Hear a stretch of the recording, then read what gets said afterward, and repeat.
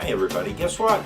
We're back. It's Monday morning finish line. It's March 2nd, 2020, new year.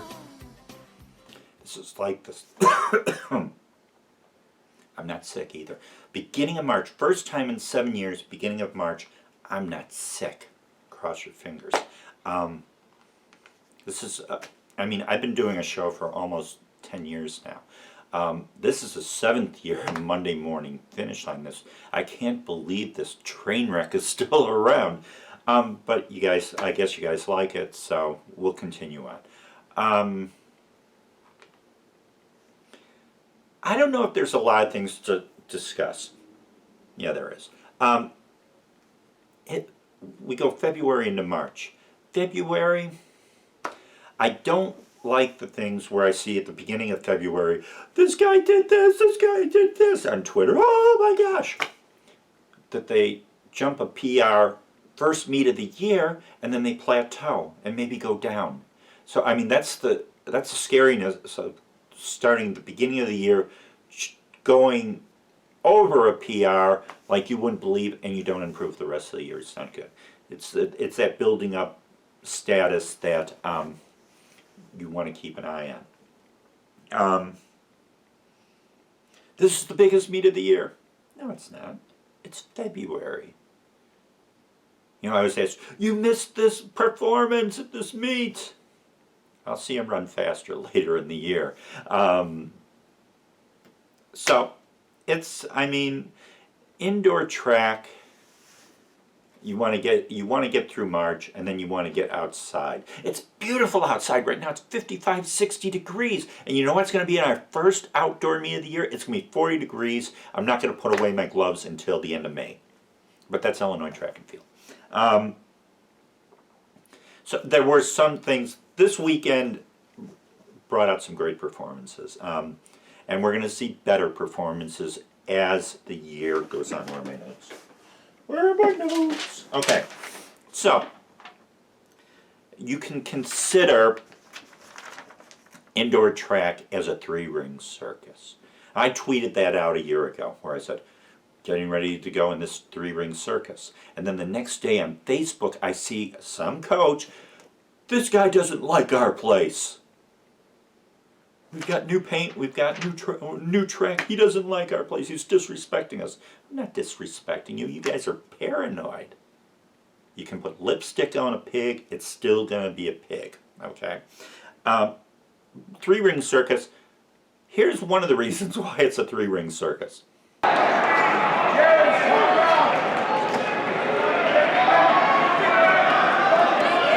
Nice exchanges by the first three.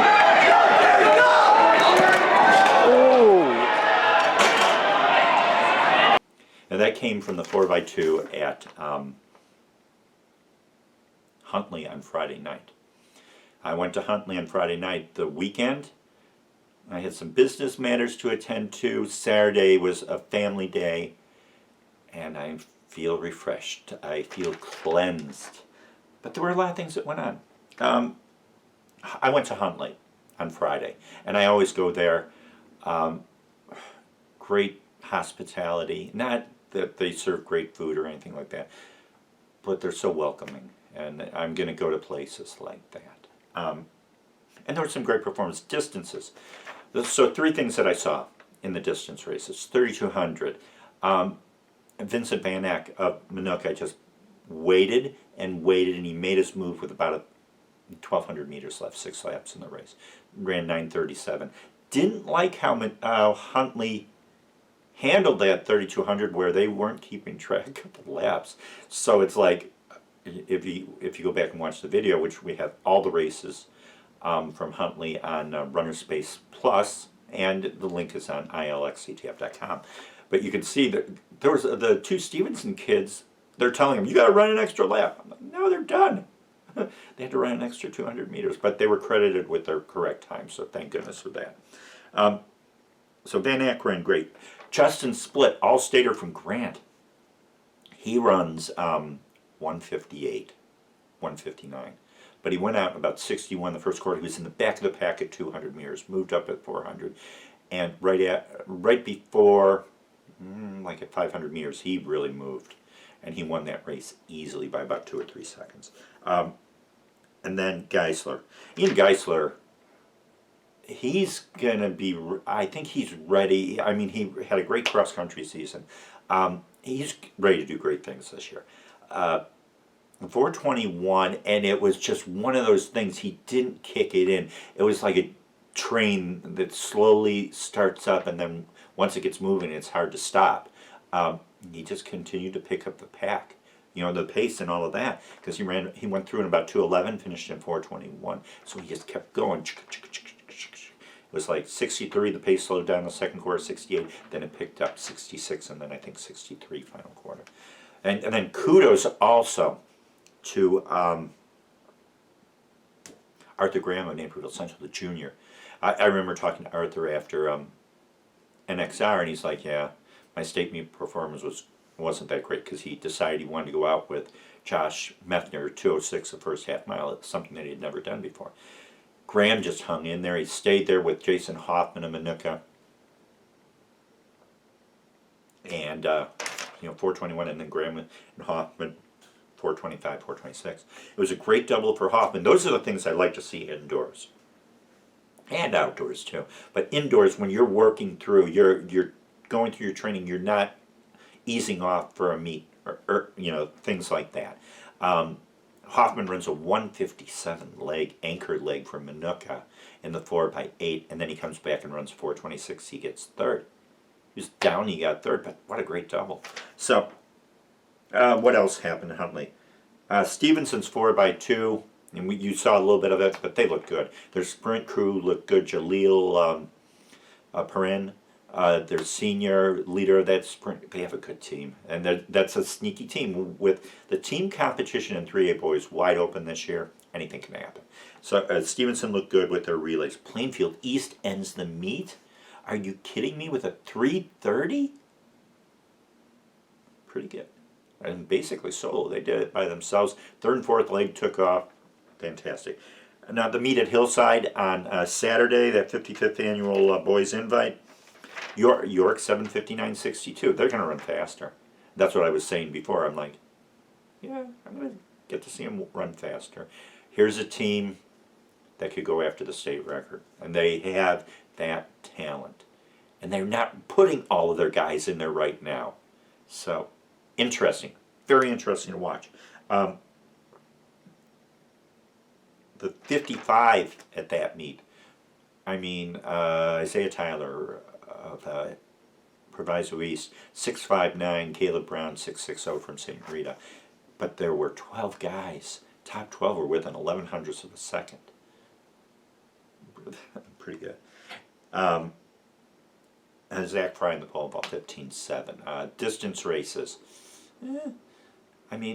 You brought people in to beef up the field, and it wasn't like that before in meets past there. But Zach Fry, 15.7. Illinois number 2. That should be good. Pole vault summit Fry. I know Lake Park is always there. Andrew Saloga is going to be there. You have the top 2 vaulters in the state that are going to be there next week.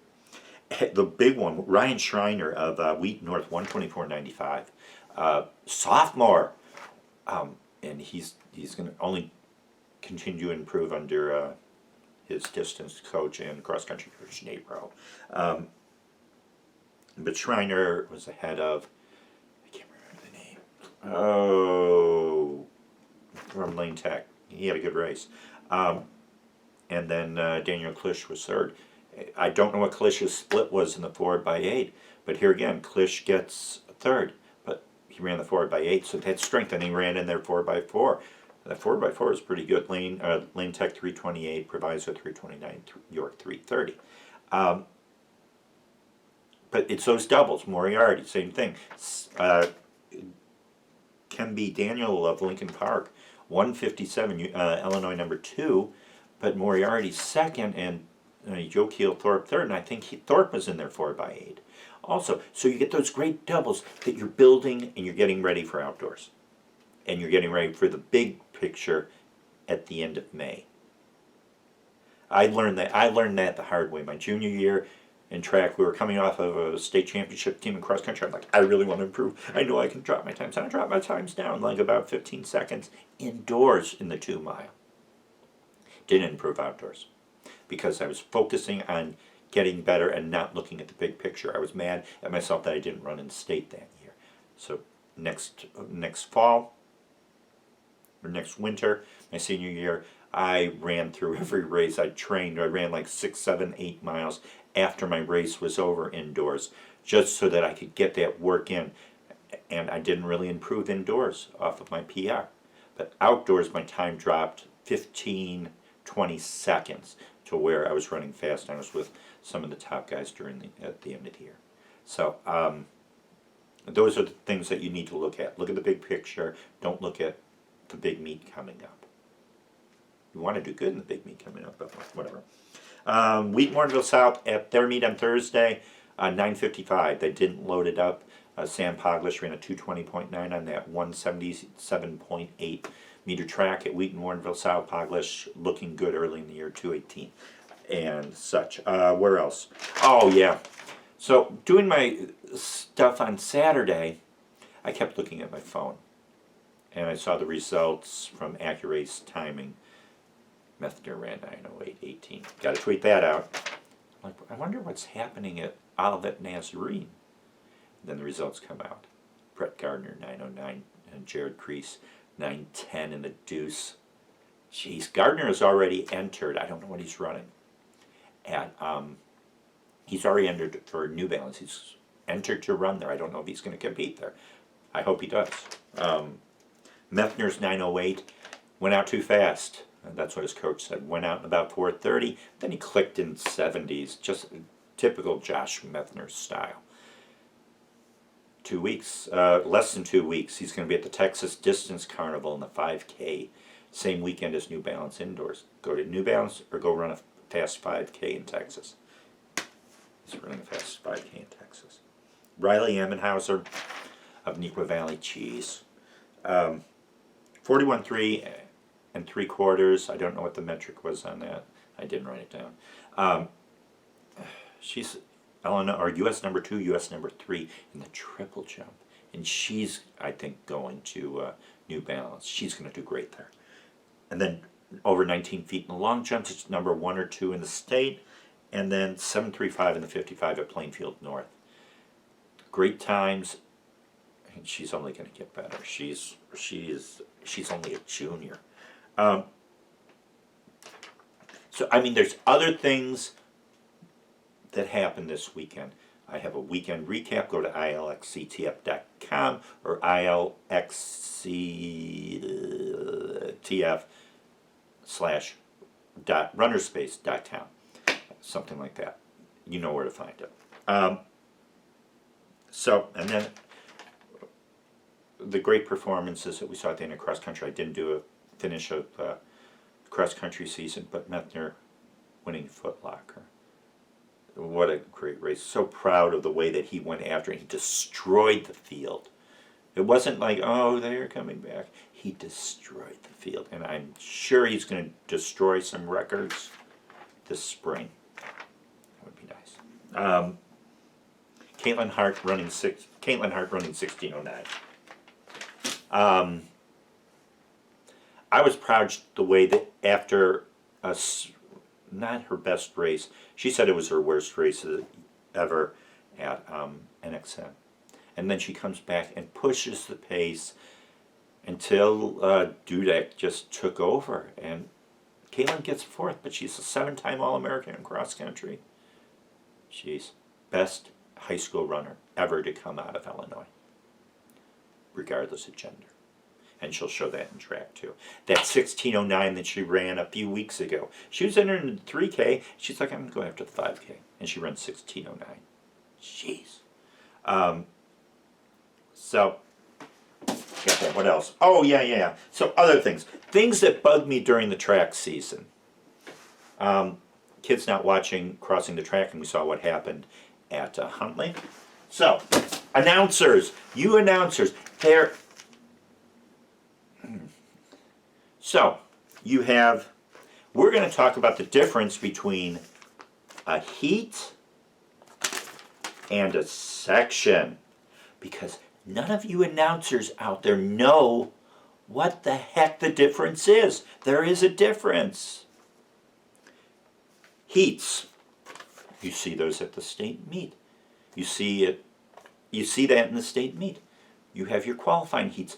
They qualify to the finals. Sections are run against time. So you may have a guy in section 1 and you may have a guy in section 2. Section 2 runs a better time. Well, you compare all those times together. The fastest time wins, regardless of section. Do you understand what I'm saying here? I know some of you are announcers. They're like, heat, section. So I'm looking at the program at these meets that I've been at this year, and it says section 1 of 4, section 2 of 4. And you hear an announcer going, we're ready for heat 1 of 4. I'm like, you idiot.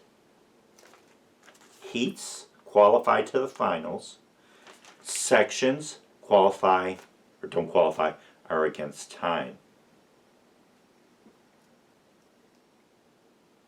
And I go up to an announcer, I'm like, so when he's doing the heat thing, I go up to an announcer, I'm like, so when are the finals? What? What do you mean? Well, you said there were heats of the 3200. When's the finals of the 3200? No, that was the finals. I'm like, then they were running in a section. And his head started to spin around. His eyes kind of popped up because he thought that I was talking about quantum physics or something like that. No. So, heats to the finals, sections against time. Learn that. If somebody does it correctly this week, I will give them a standing ovation. But I'm end of that. So, if you haven't heard already, Athletic.net and the IHSA are in a partnership now. We're starting this fall during the cross-country season, the 2020-2021 season. All registration for state competitions in cross-country and track and field go through Athletic.net. So the cool thing about that is, for you coaches that still want to fudge times for sectionals, they got to be on Athletic.net, because we're going to go back and we're going to make sure that that person ran that time. So you try to fudge, you're going to get caught, and you're going to get sent to the end of the row. Happened last year with one team that fudged times, and there were some coaches at the sectional meeting that were looking on Athletic.net. Your kid never ran that. It's not an Athletic.net. Oh, he did this and this. No, not that. So you can check the ranking pages. We've upgraded the rankings pages on Athletic.net, so you can see each classification. 3A, 2A, 1A are separated by boys and girls. Now you can see the sectional rankings. Well, if you go into ilxctf.com, you'll see the front page and you'll see what I'm talking about. But it's going to be so much easier. I had one coach go, oh, this is so cool. It's about time to do that. So, yeah, if you don't know, so I'm the editor of ilxctf.com. That's a website that I created.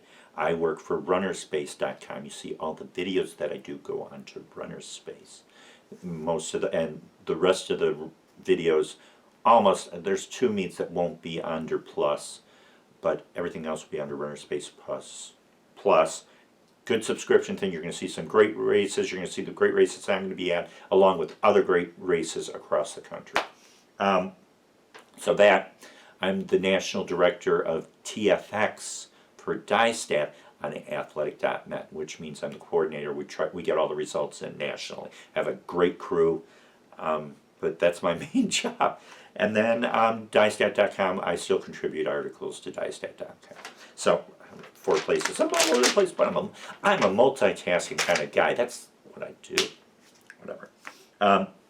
So coming up this week, North Central Girls Meet, Caitlin Hart running. She's only going to run a couple of times indoors in Illinois, because I'm sure she's entered for New Balance indoors. I'm not going to tell you what until it's finalized. Then I'll tell you. York boys meet on Friday. Jeez. So you have St. Charles East and Wheaton Warrenville South, who ran fantastic at NXN. They're ready to go. York, you saw what York did last week. They're ready to go on their home track. Then you have, oh, Josh Methner's coming. That's a cool thing. You have Richie Jacobo of Palatine, who's been tearing up the track indoors so far. He's coming. Oh, yeah, we've got Jake Allen of Naperville North. He's going to be there. Hopefully he's competing. So those distance races, lights out. And the other races are going to be good too. So, but I'll have all the videos for you. You can check those out on Saturday. But come out to the Joe Newton Fieldhouse on Friday. That's going to be a great meet. And then the Pole Vault Summit, Rolling Meadows Pole Vault Summit, is one of my favorite events because Jim Voiles, the AD at Rolling Meadows, is the PA announcer, and he's calling it. He's going crazy, and it's a cool meet. 2-hour meet, watching just pole vaults, and I love the pole vaults. So we said all of that. There are two things that I wanted to share, and one of the reasons why I love this sport so much. A few weeks ago, I was at Hononegah, their new facility, and Methner ran 908 in that. That track is fast. And beautiful facility, better than their old dome. So there were 5 sections of the 1,600 meter run. In the third section, I can't remember his name. When I'm doing these things, I don't like to mention names. But this kid from Joliet West had a seed time of about 5:10, 5:15. And he runs sub 5 for the first time in his life. He runs 4:57. He hugged everybody. There was such a joyous feeling by the finish line. And it happened, there were more kids that broke 5 for the first time in other sections. That's what I like. It's not the kids sometimes that are in the spotlight, but it's those little achievements that you see that are PRs, and the kids are celebrating that. And that's why Noah Lawrence of Hinsdale Central started the sub 5, sub 6 challenge. That's why I've continued it. We're on year 7 of that now. And so kids that normally don't get the spotlight, you see their names on these lists and what they've done. And I think that's a cool thing. And that's why I continue to do it. A lot of work for me with everything else that I'm doing. And then last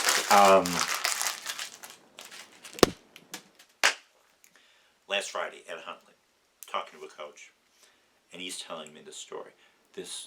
On Thursday, this one kid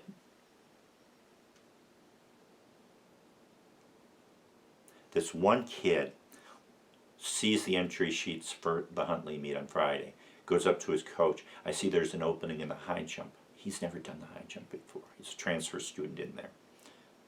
I want to do this, coach. Can you get me in? And the coach goes, well, entries are done. I don't know if we can get you in there. But he said, well, at least can I come to the meet? And he's like, yeah, well, he's like, let's see if we can get you in.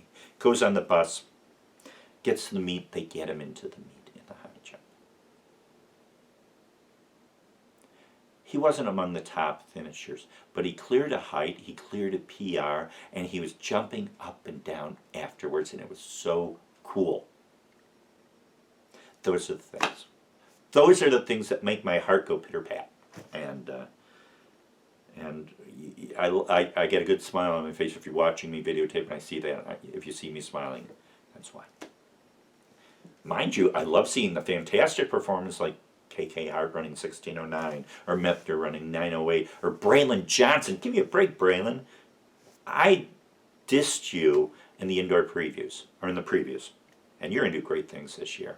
6:44 in the 55 at ICOPS. He's ready to go. He probably has a chip on his shoulder too. Newman didn't mention me. Well, I'll show him. Well, you're showing me. So that's it. Oh, why don't I give you a quick tour? Oh, jeez. I didn't want to go this long. It's about 25 minutes. I'll give you a quick tour of the office, the studio, where I do most of my work. So, around here, let's see. 24 minutes. Give me a break. So, as you can see over there, let's zoom in. Can I zoom in? Yeah. I found that media thing. I had that at the IHSA state meet in Charleston, and John Davis was sitting up there, and he crossed my name out and put his name in there. I have that on my wall. And JD ran a great race last weekend at Big Ten indoors with a great relay. Glad to see him back. Running tie from one of my best friends. The York sight top that I wore my junior year. My jersey from my junior and senior year, and that green hat there is one of Mr. Newton's hats. And I think I told you the story that I got it from one of his assistant coaches, Al Janulus, after the celebration, Mr. Newton's celebration. And so I treasure that. And a picture of me, old York jersey. LT versus everybody, they gave that to me a few years ago. They gave me this one too. See? So I got to figure out where I'm going to put that on my wall. It won't fit on this one, but that's a tribute to Zona and Kilray and all those guys, Jack Ehlert, guys that I respect, and Mike and late Mike Kuharek of LT. I go on Facebook and you see these little notes that he said on my Facebook thing. He's long past. Love him. But that's a tribute to him and Coach Danner. And then what else we have? Long Green Line poster signed by Mr. Newton, which means a lot.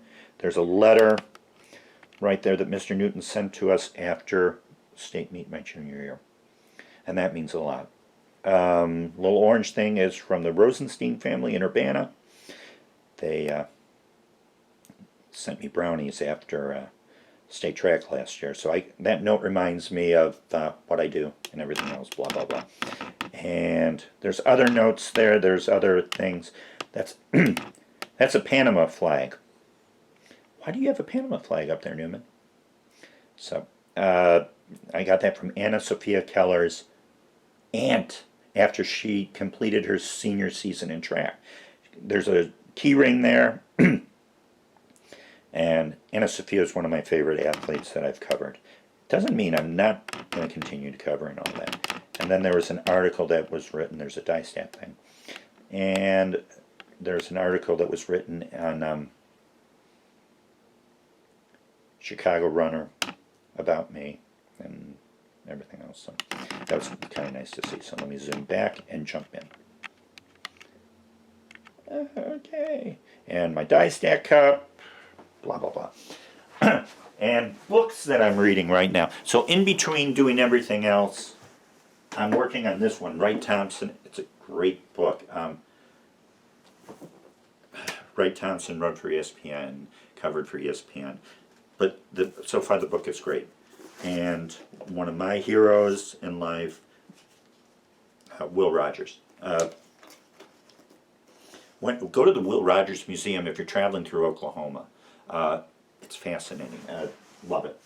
A book that I read every year before the start of the season by Susan Cain, one of my favorite books. I'm working on that right now. It's called Quiet, The Power of Introverts in a World That Can't Stop Talking. So if you don't see me on Twitter a lot, that's one of the reasons why. And this new book that I'm going to start on TP, Tom Petty. But I love Tom Petty. He's the soundtrack of my life. So we're going to stop there because, oh geez, I am already at 30 minutes. Shame on me. All right, so you all have a great week. I'll see you at the meets that I'm going to be at this week. I may sneak to another meet on Saturday. I don't know yet. But I'll be at North Central on Thursday. I will be at York on Friday. It's homecoming weekend for me. And then we'll go to Rolling Meadows on Saturday. And then we got to get ready for the Mustang Relays the following week. So check out all the great stuff. Brenna Cahoon will have a new blog coming out on Wednesday. And then all this other neat stuff that we'll try to produce. So, and we'll talk about the cross-country sectional stuff next week. I was going to talk about that today, but went too long. But we'll talk about it next week. So till the next time that we meet, that we talk, it's Mike Newman from Monday Morning Finish Line. Have a great week. We will see you next Monday. Bye-bye.